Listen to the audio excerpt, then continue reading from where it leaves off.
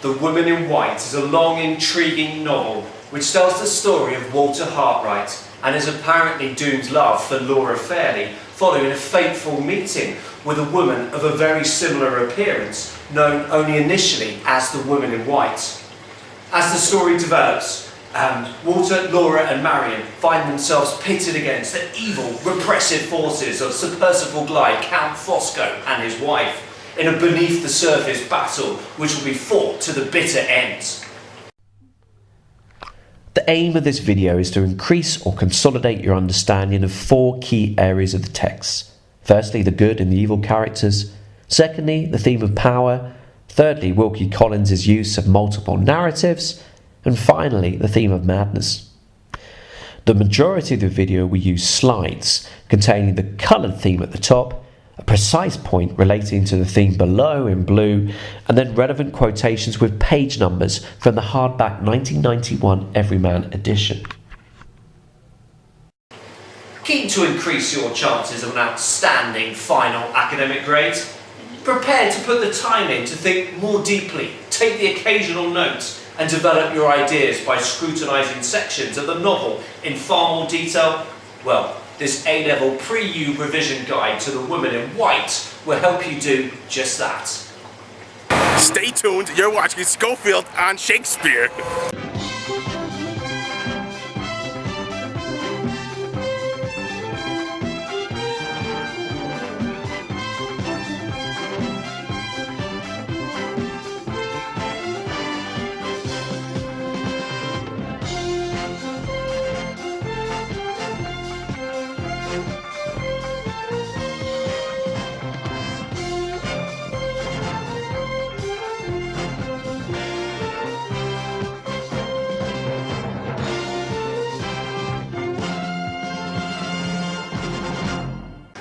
Put simply, The Woman in White is a 3v3 good v evil battle with Walter Hartwright, Laura Fairley and Marion Halcombe in the one corner and Sir Percival Glide, Count and Madame Fosco in the other.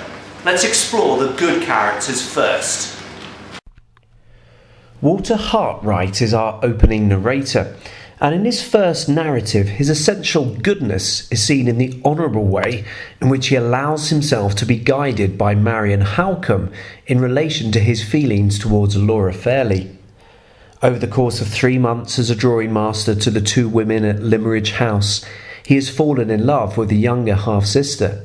However, both his socially inferior position and, more importantly, the fact Laura is already engaged to marry the man favoured by her dead father, Sir Percival Glide, makes a relationship between them at this point impossible.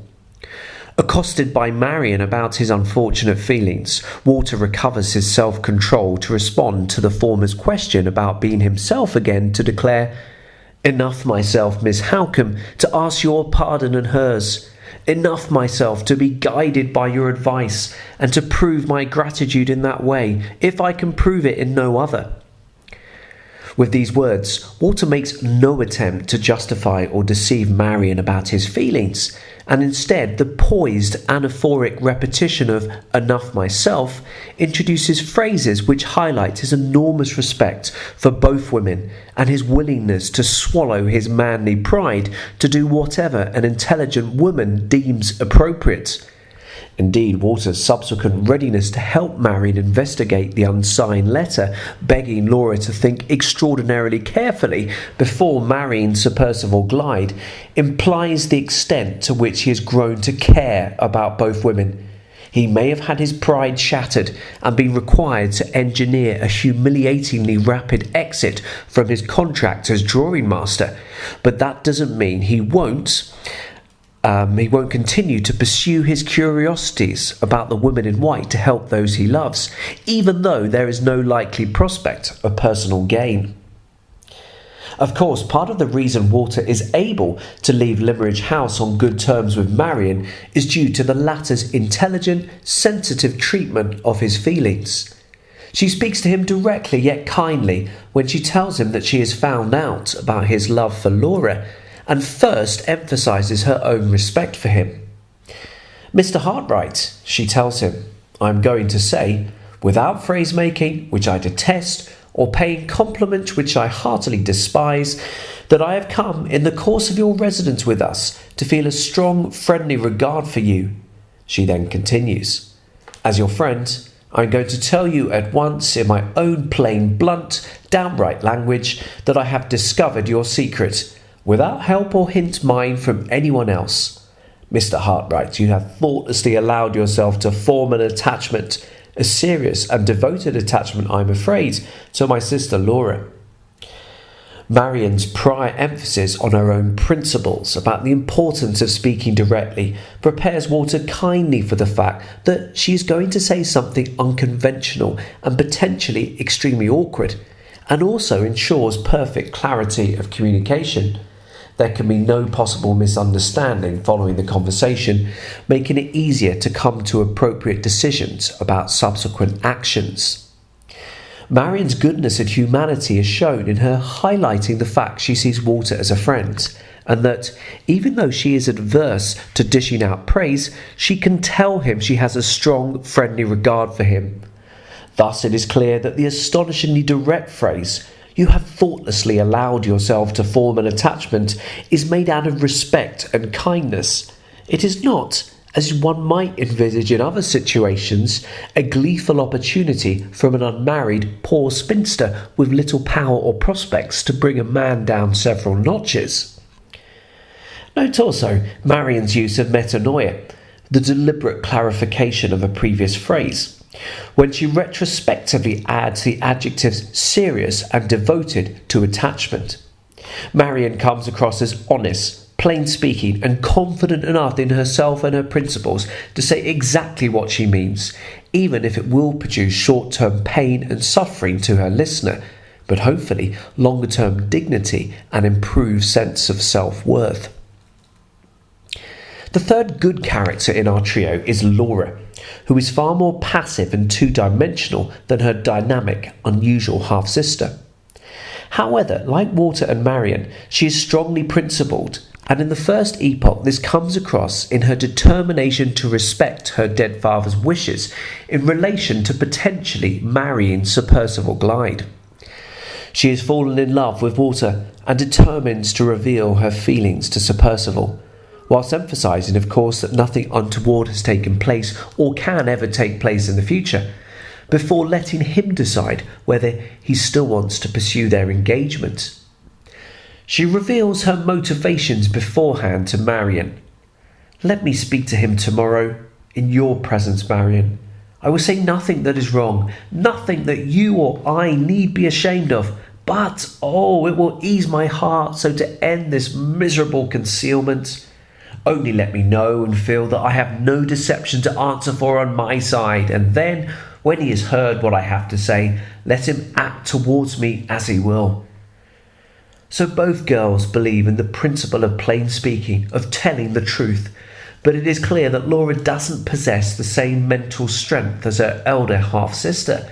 The sighing "oh" and the reference to the need of her heart to be eased implies that this decision to confront a man with awkward, unwelcomed honesty has caused her and will cause her far more emotional distress than Marion's head-on address to Walter.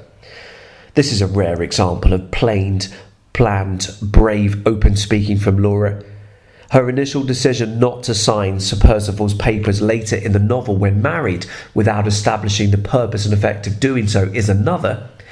Yet note here how it is effectively futile. For whatever happens, she will leave the decision to the man once her conscience has been unburdened, unlike Marion, who tells Walter exactly what he needs to do. The three good characters are revealed to be good early on in this whopper of a novel.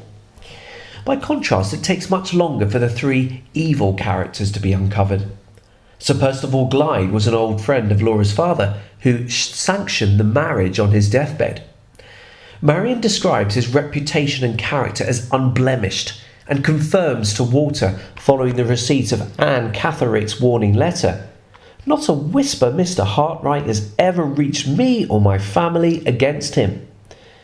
Given Marion's known preference for principled, no-nonsense plain speaking, her implied support for the justness of Sir Percival's claims on Laura carries significant weight.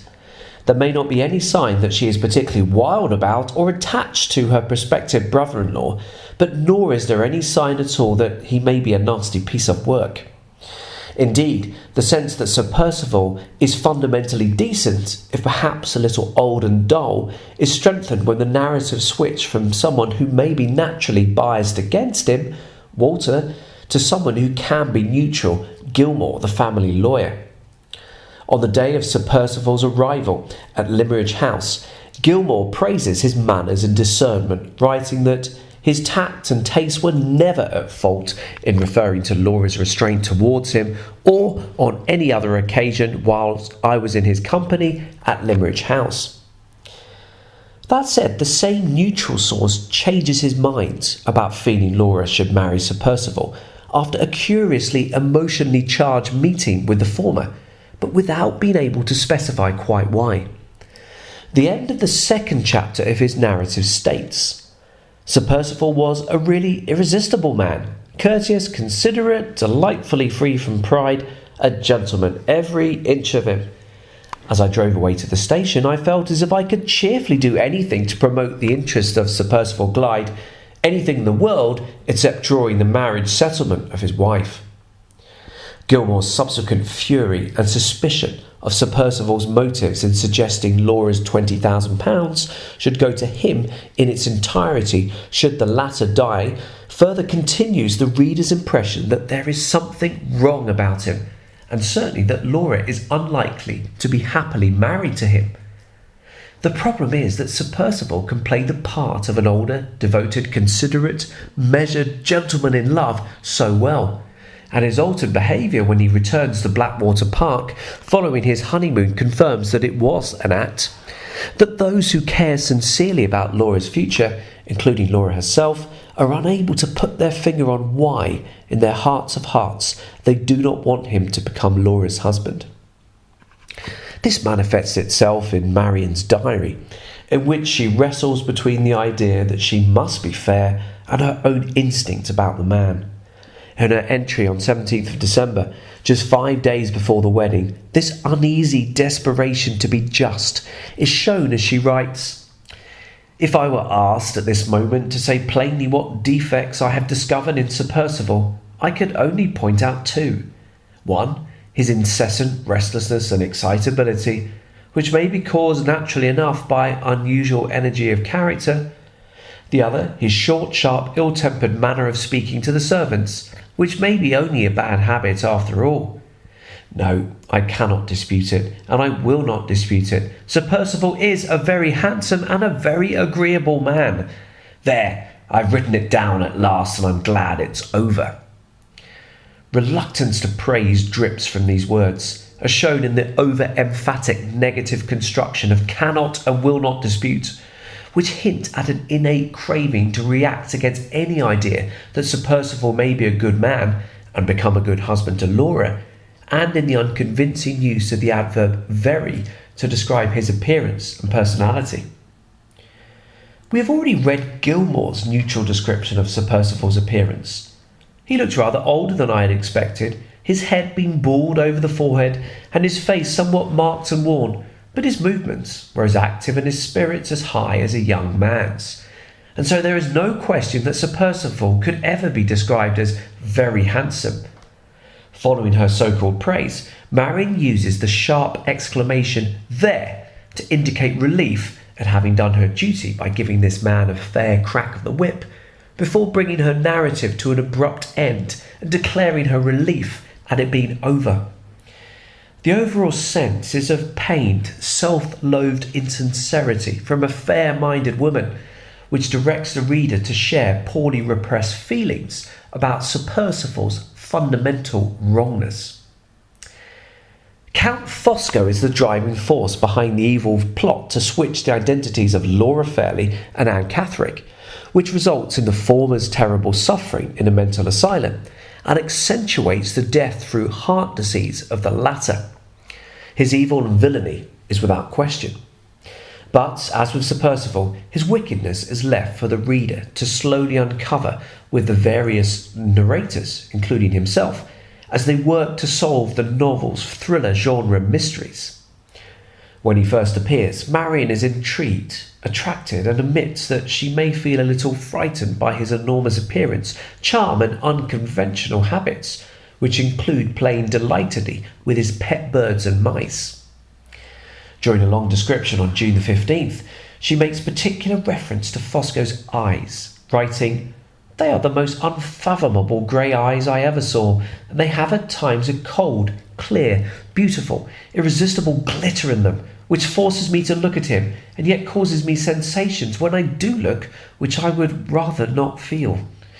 The marked peculiarity which singles him out from the rank and file of humanity lies entirely, so far as I can tell at present, in the extraordinary expression and extraordinary power of his eyes." What are these sensations that Marion feels when looking into the Count's powerful eyes? Could it be that she is sexually excited, against her will, by his eyes' glimmering power and gazing perceptiveness?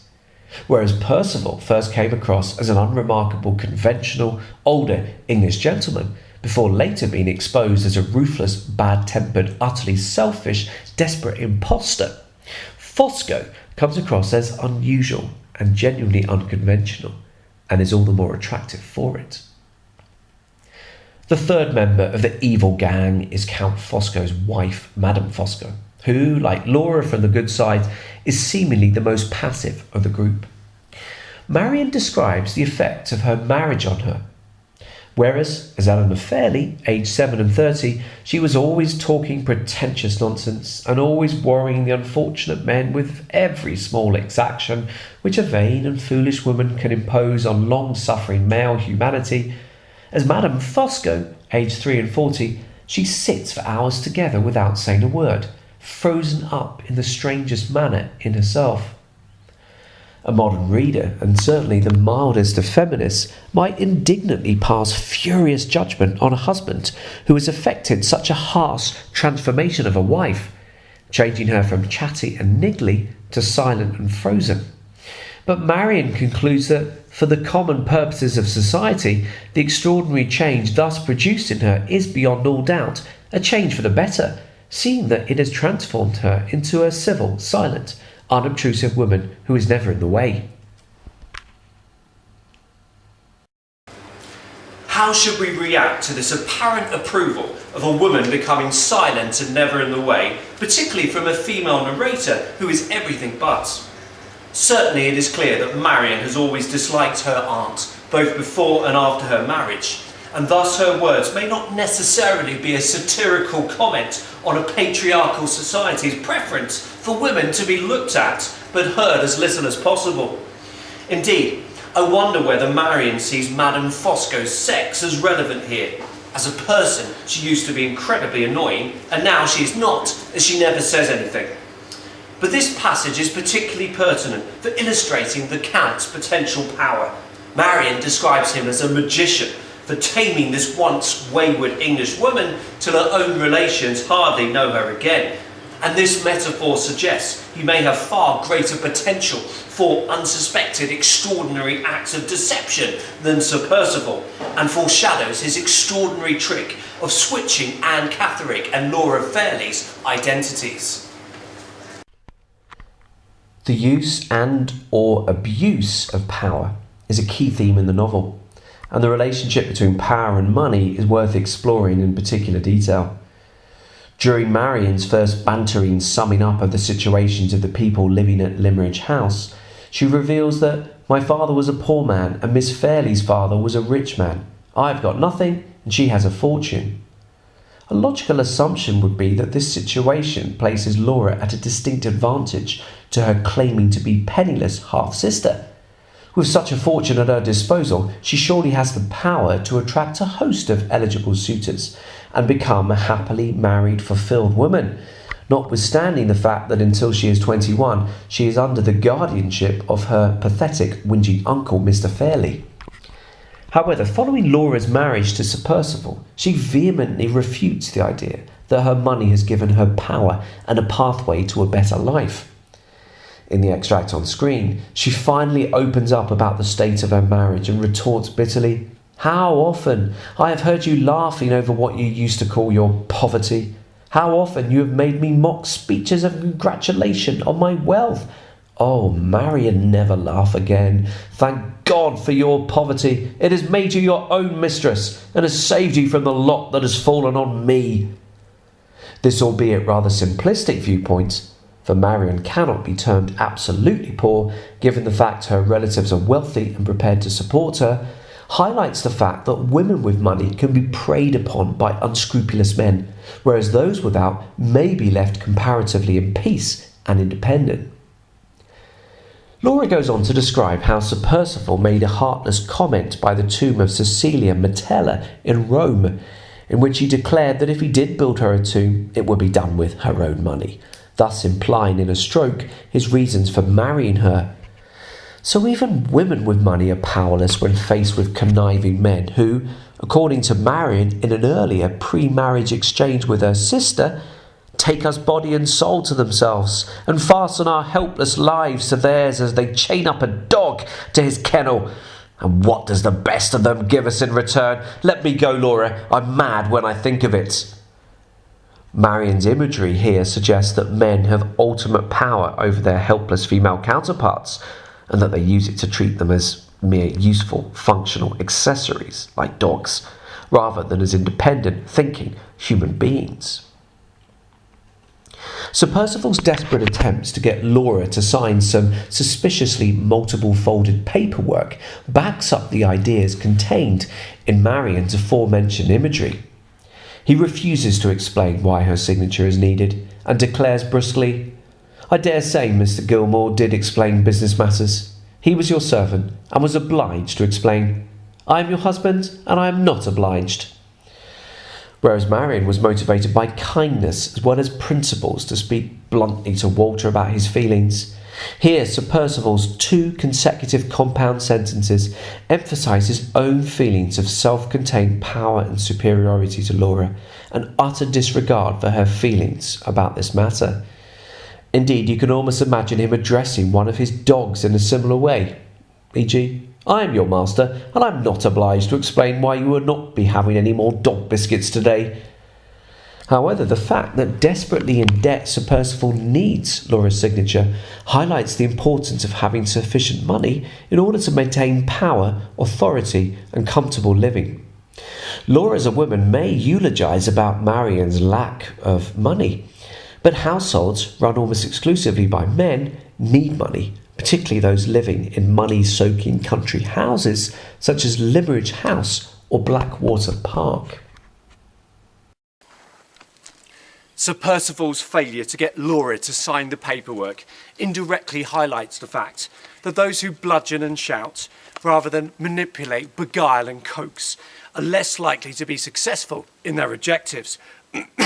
Count Fosco is a far more dangerous and powerful proposition, as Marion recognises, because he recognises the futility of Sir Percival's open aggression and contempt as a tool for achieving greater power and control.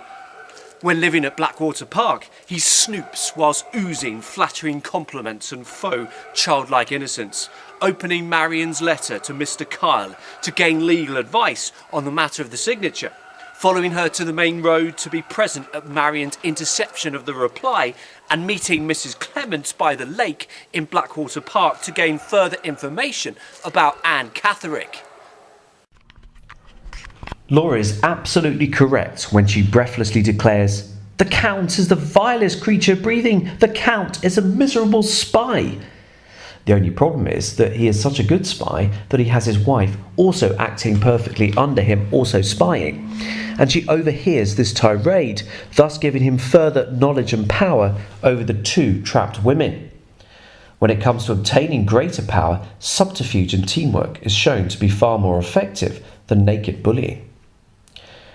One of the most audacious acts of subterfuge committed at Blackwater Park is the removal of an ill Marion to an unused section of the house, which allows Laura to be deceived that her half-sister has gone to London en route to Limerick, thus splitting the two incredibly close allies up and paving the way towards the even more ambitious plot to switch Laura and Anne Catheric's identities.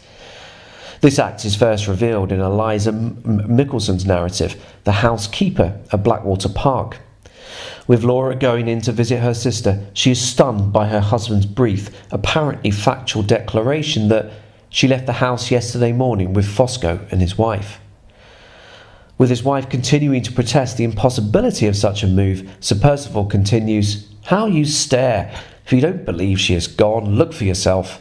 Open her room door and all the other room doors if you like." It becomes clear later that Count Fosco has both devised the plan and drilled Sir Percival into responding convincingly to bewildered questions. With Laura baffled as to why Marion would have left without saying goodbye, Sir Percival, unusually for his impulsive, bad-tempered character, uses reason to respond.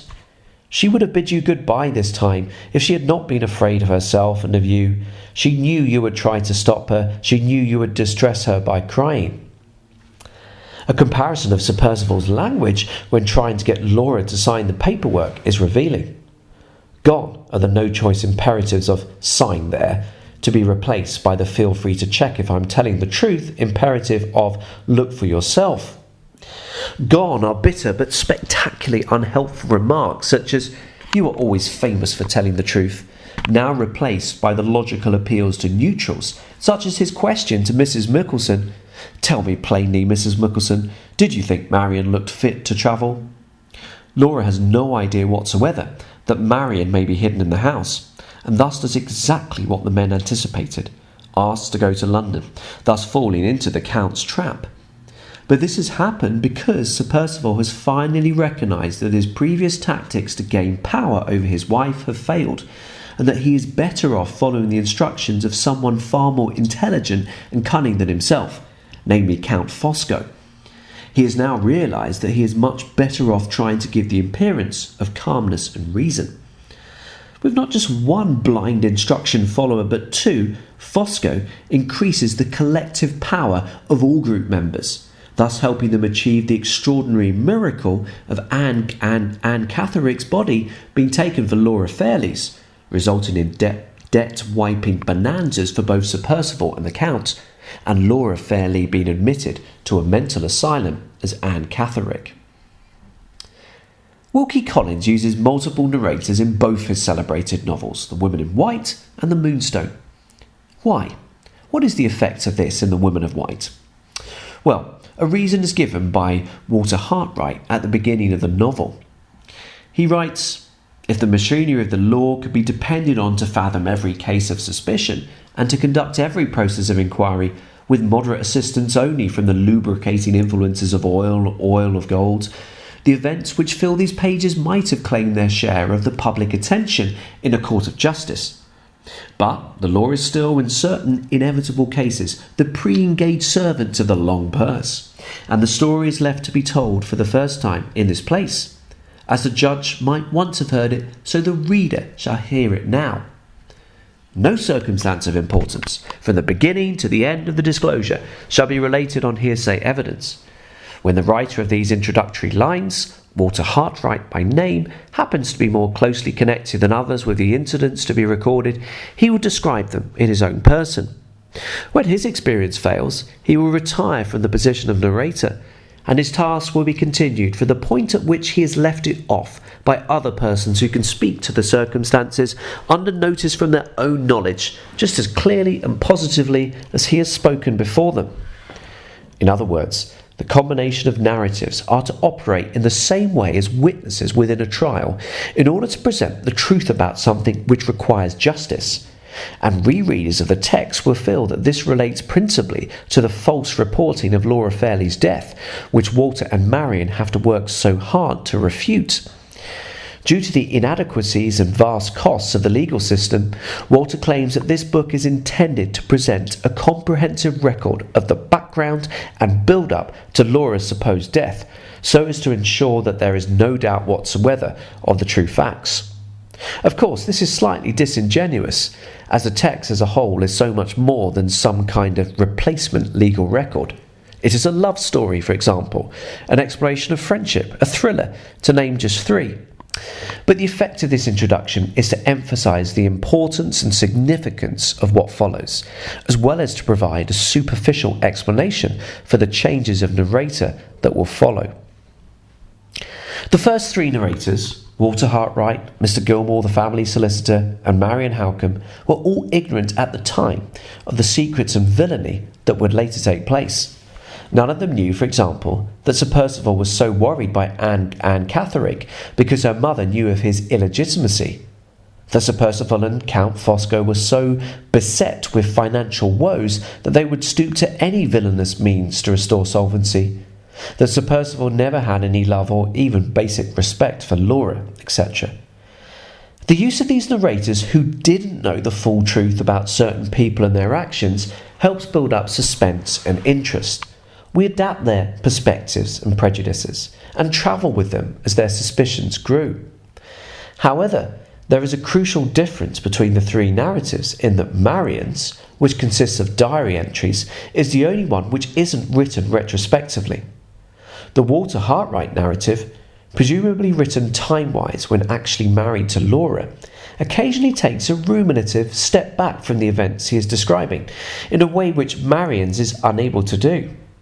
For example, at the end of the second chapter, he reflects on a certain chain of events. If I had not dived for Professor Pesca when he lay under water on his shingle bed, I should in all human probability never have been connected with the story which these pages will relate. I should never perhaps have heard even the name of the woman who has lived in all my thoughts, who has possessed herself of all my energies, who has become the one guiding influence that now directs the purpose of my life.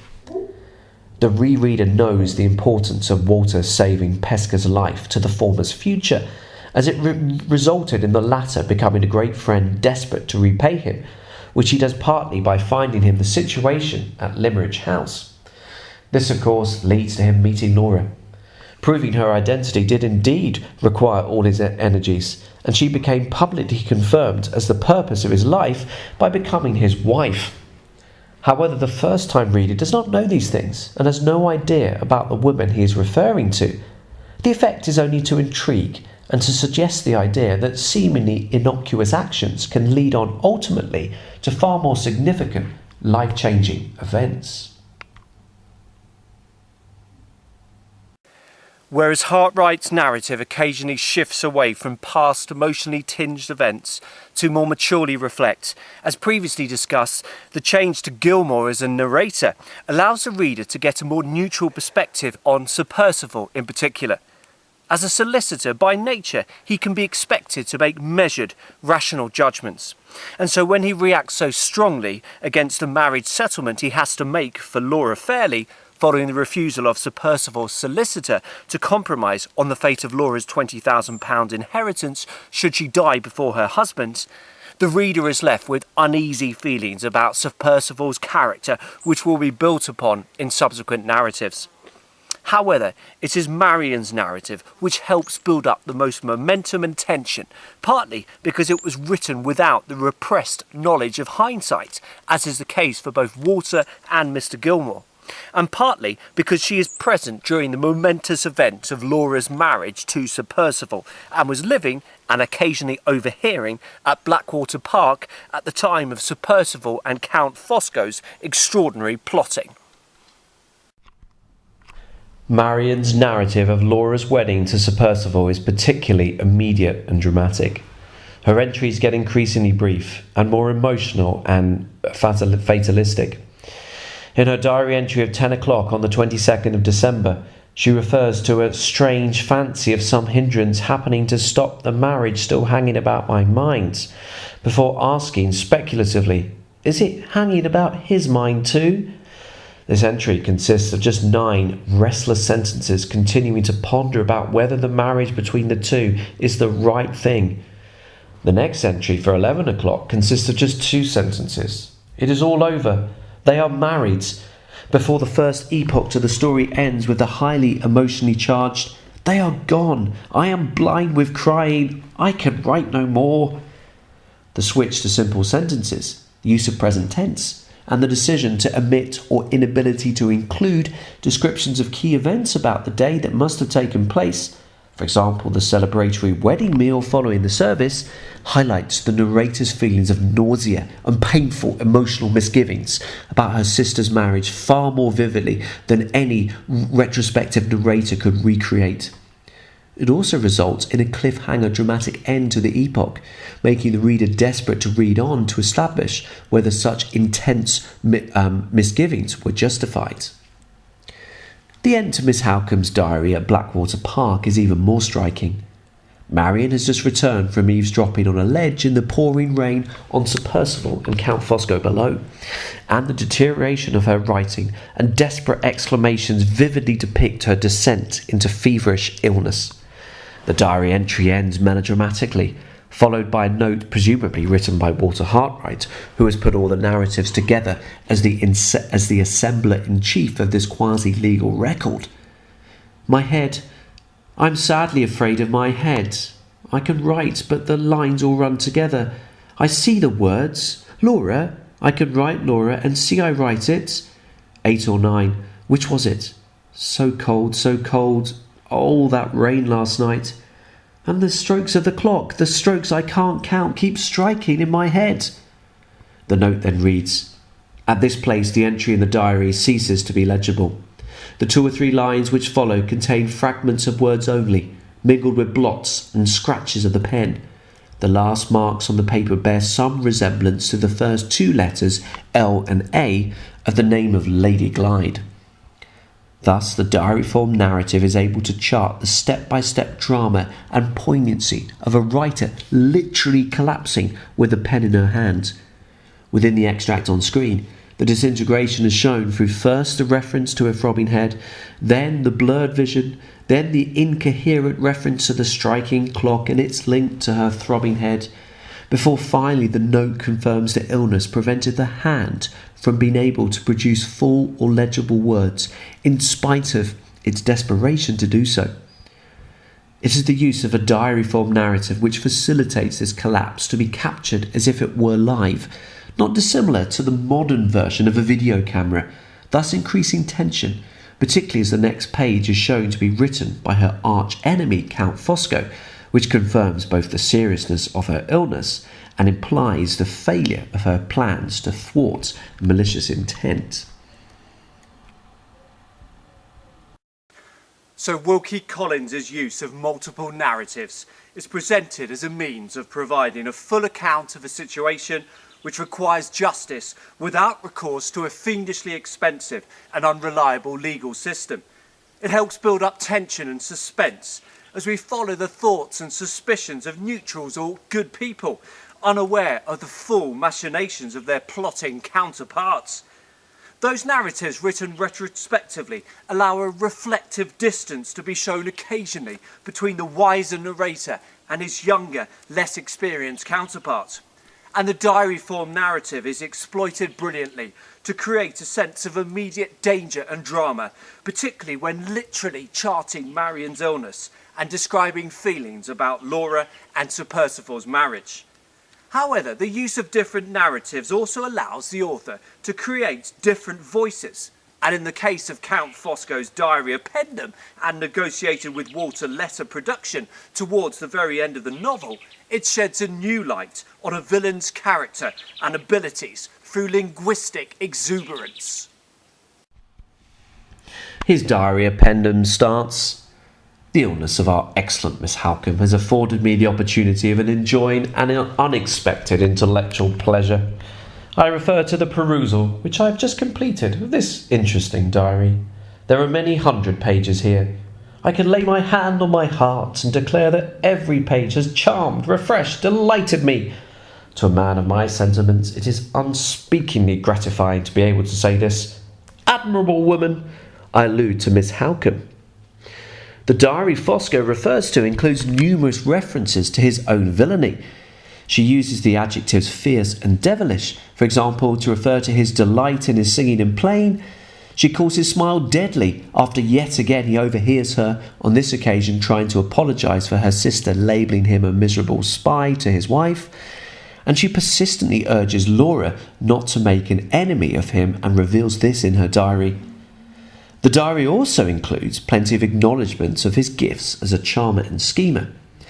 Nonetheless, Fosco's exuberant extolling of both what Marion writes and herself, as shown in the tricolon of verbs, every page has charmed, refreshed, delighted, and the short gussing, exclamatory paragraphs, admirable woman, and later stupendous effort, shows such a relaxed appreciation in spite of its author's obvious intent to directly counter his evil plans that the reader can see firsthand just how dangerous he is. The final theme I'm going to explore in this revision guide is that of madness. Walter meets Anne Catherick during her escape from a lunatic asylum in the 4th chapter of the novel, and Laura Fairley is imprisoned within the same institution as part of Fosco's audacious identity-switching plot. But as modern readers, what do we make of the novel's treatment and reference to madness and its supposedly mad characters? The first appearance of the escaping lunatic asylum woman in white reveals a woman who is clearly agitated and scared. She addresses Walter directly. Is that the road to London? Before repeating her question. Following Walter's reference to his surprise at seeing a woman in white alone late at night en route to London, she asks anxiously, "You don't suspect me of doing anything wrong, do you?" "I have done nothing wrong. I have met with an accident. I'm very unfortunate in being here alone so late. Why do you expect me of doing wrong?" These words suggest a woman who is sharply focused on getting somewhere. The rereader knows this is to Mrs. Clements's house in London, away from the mental asylum, and who is on the defensive about her situation. Later comments from the mysterious woman confirm an impression of vulnerability rather than out-of-control mental incoherence and danger typically associated with madness. Walter is surprised by her reference to her need to steal after him and touch him, writing in his narrative, "Stay after me and touch me? Why not call to me? Strange, to say the least of it." However, the rereader can once again attribute this to caution about being overheard by those chasing her from the mental asylum, rather than signs of deep-rooted mental difficulties. And indeed, as the novel continues, it is clear that madness is used by men as an excuse and opportunity to control women, first Anne Catherick and then later Laura Fairley. It allows Sir Percival to mask his malevolence towards Anne Catherick behind a cloak of benevolence. It allows him to dismiss Anne's admittedly socially peculiar letter with its long description of a vivid dream as the product of a diseased, dangerous mind which needs further urgent treatment, whatever that might be, behind the mysterious closed doors of a mental asylum. Whereas in actual fact, Anne Catherick's letter may be unconventional and perhaps naive in regaling a virtual stranger with the story of a strange dream, but it contains the coherent truth that Sir Percival will most certainly make his future wife Laura miserable. Put otherwise, the method of delivering this message may seem a little weird, but the message itself is valid and sane. And to return to Sir Percival, the existence of mental asylums in which any uncomfortable outpourings from any patient can be written off as mad is remarkably convenient and helpful, and allows him to seem concerned and quasi-paternal about Anne Catherick in the first chapter of Mr. Gilmore's narrative. He concludes his account of the process by which Anne Catherick was locked away by declaring that he had done his duty to the unhappy young woman by instructing his solicitor to spare no expense in tracing her and in restoring her once more to medical care, and he was now only anxious to do his duty towards Miss Fairley and towards her family in the same plain, straightforward way. The idea of doing your duty is a fine, noble one, but later events and Mrs. Catherick's own confession within her letter to Walter confirmed that the real reason Anne Catherick was sent to a lunatic asylum was because Sir Percival was terrified she would betray the secret of his illegitimacy, and therefore insisted on securing his own safety by shutting her up. Thus, the projection of madness upon the vulnerable can be used to silence, with the added advantage of the shutter-upper being able to claim goodness and kindness. In this video, I have aimed to give insight into the three good characters of Walter, Marion and Laura, as well as the three baddies of Sir Percival, Count and Lady Fosco. I have explored the theme of power, looking particularly at the idea that money for a woman can potentially and ironically reduce her power and self-reliance. That men can use their institutionalised power over women to treat them as no more than helpful accessories. And that subterfuge and teamwork are shown to be far more effective tools for increasing power than impotent hollering. I've explored some of the different narratives, particularly those written by Walter, Marion and Count Fosco, contrasting Walter's retrospective, occasionally reflective narrative with the immediate drama of Marion's drama diary entries. Finally, I have briefly explored the theme of madness, looking at the early presentation of Anne Catherick and the advantages for unscrupulous men of projecting madness upon the vulnerable. This has been a Schofield on Shakespeare production, A-level pre-U revision guide to The Woman in White. Many thanks for watching. I think it's time to get one of these off. Dad, I have to stop recording. That's actually the whole point. Dad,